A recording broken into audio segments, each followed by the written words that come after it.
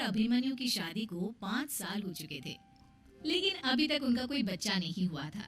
इसकी वजह से शीतल और अभिमन्यु परेशान रहते थे, लेकिन उन दोनों से ज्यादा परेशान थी शीतल की सास, यानी अभिमन्यु की माँ जानकी देवी। जानकी देवी चाहती थी कि जल्दी से जल्दी उनकी गोद में पोता या पोती आ जाए, और इसलिए वो अपनी बहू शीतल को लेकर एक दिन हॉस्पिटल पहुंची। डॉक्टर मैडम, जरा ठीक से चेक करके बताइए ना। कई बड़े बड़े डॉक्टर को दिखाया है, लेकिन मेरी बहू माँ ही नहीं बन पाती। मैंने शीतल को बहुत अच्छे से चेकअप किया है। देखिए, बात यह है कि शीतल के अंदर माँ बनने की कैपेसिटी नहीं है। ये आप क्या कह रही हैं डॉक्टर साहब? कोई तो इलाज होगा ना, कोई दवाई दे दीजिए। देखिए, कुछ प्रॉब्लम ऐसी होती है जिनका कोई ट्रीटमेंट नहीं होता। आई एम सॉरी टू से, लेकिन शीतल कभी माँ नहीं बन सकती, क्योंकि उसके यूट्रस में अंदर से ही कुछ प्रॉब्लम है। घर आने के बाद क्या हुआ माँ? कहाँ लेकर गई थी आप शीतल को? अरे कहाँ लेकर जाती, डॉक्टर मैडम के पास ले गई थी, लेकिन तेरी बीवी तो कभी माँ बन ही नहीं सकती। मम्मी जी, इसमें मेरी क्या गलती? अगर अंदर से कोई प्रॉब्लम है तो उसमें मैं भी कुछ नहीं कर सकती। जानती हूँ, ये बात डॉक्टर के मुंह से सुन चुकी हूँ। अब दोबारा मेरे सामने इस बात का गाना मत गा। अरे माँ, परेशान होने की जरूरत नहीं है, हम सोचते हैं ना कुछ। अरे क्या सोचेगा तू? जब डॉक्टर कह चुका है कि तेरी बीवी माँ नहीं बन सकती, तो बता क्या सोचेगा तू? कहाँ से लाएगा बच्चा? माँ, ये तो मैं भी नहीं जानता।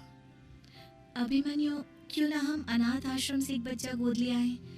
क्या फर्क पड़ता है बच्चा हमारा हो या गोद लिया हुआ? आई बड़ी बातें बनाने वाली, क्या फर्क पड़ता है? अरे क्यों फर्क नहीं पड़ता? मुझे इस वंश को आगे बढ़ाने के लिए मेरे बेटे का खून चाहिए, किसी दूसरे का नहीं। लेकिन माँ, आप जानती हैं कि ये अब पॉसिबल नहीं है। मैं कुछ नहीं जानती।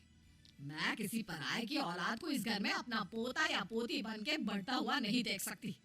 मेरा वंश मेरे बेटे के खून से ही आगे बढ़ेगा। लेकिन मम्मी जी, ऐसा कैसे हो पाएगा?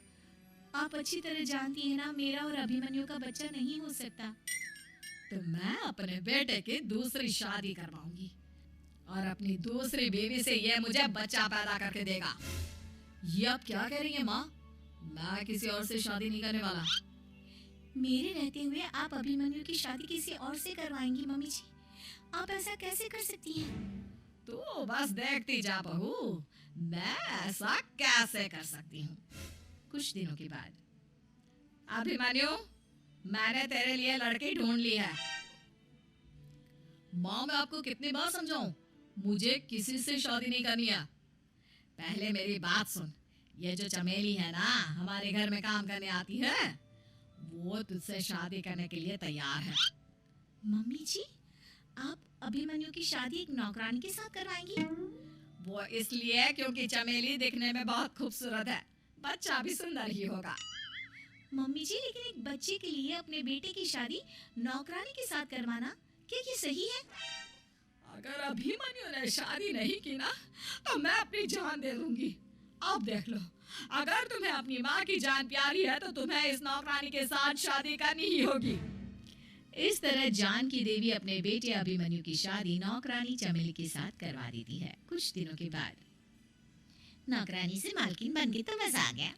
अब तो मैं इस घर की मालकिन हूँ। देखो, अपने आप को ज्यादा मालकिन समझने की कोशिश मत करो। एक बार तुम्हारा और अभिमन्यु का बच्चा इस दुनिया में आ जाए, उसके बाद तुम इस घर से हमेशा के लिए चली जाना। अरे जाओ जाओ, किसी और के आगे बातें बनाना। एक बच्चा तो पैदा नहीं कर सकी।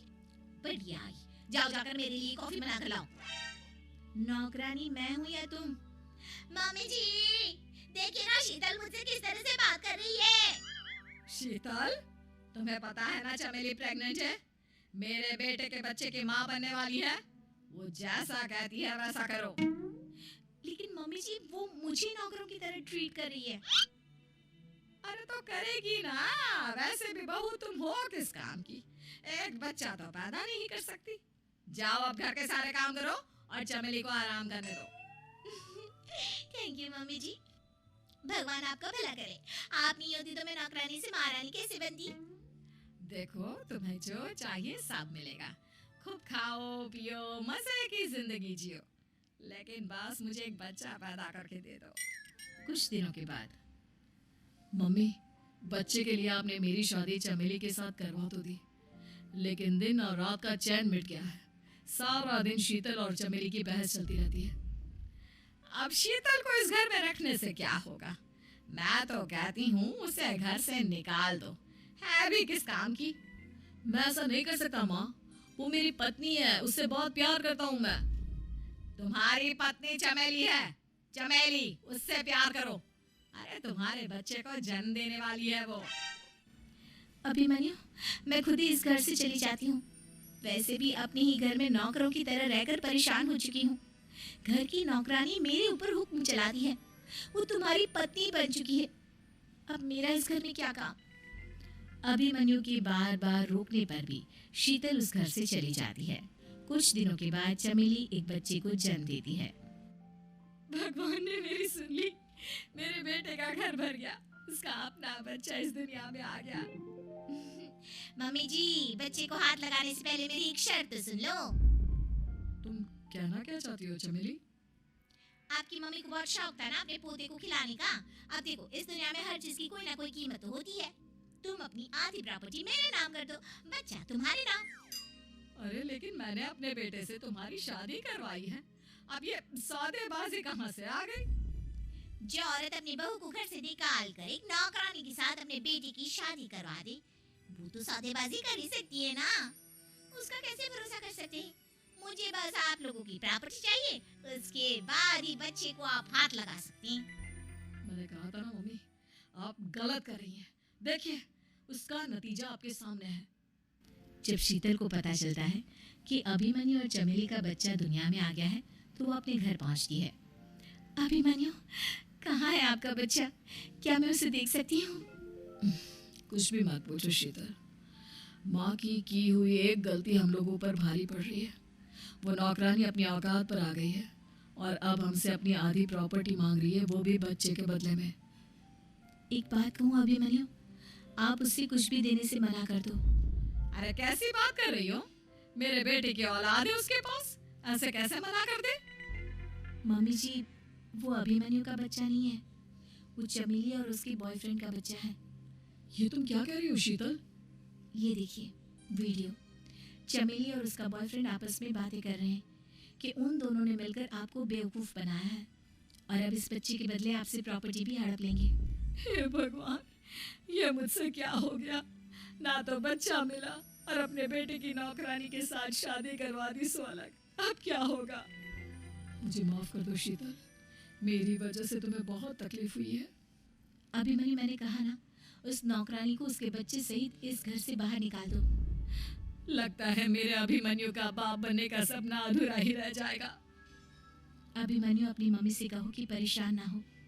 आपको याद है, एक बार हम एक IVF सेंटर गए थे, मैंने फिर से वहाँ जाकर बात की थी और आपको पता है, इस बार मैं प्रेग्नेंट हूँ, क्योंकि हमने वहाँ पर प्रोसीजर करवाया था जिसकी वजह से मैं प्रेग्नेंट हो गई थी और इस बात का पता मुझे बस कुछ महीने पहले ही लगा है। हमारा बच्चा इस दुनिया में आने वाला है अभिमन्यु। मुझे माफ कर दो शीतल बहू, मुझसे बहुत बड़ी गलती हो गई। कोई बात नहीं माँ, लेकिन अब हमें उस धोखेबाज नौकरानी को इस घर से बाहर निकाला है और इस घर की मालकिन को वापस घर लाना है, वो भी अपने बच्चे के साथ।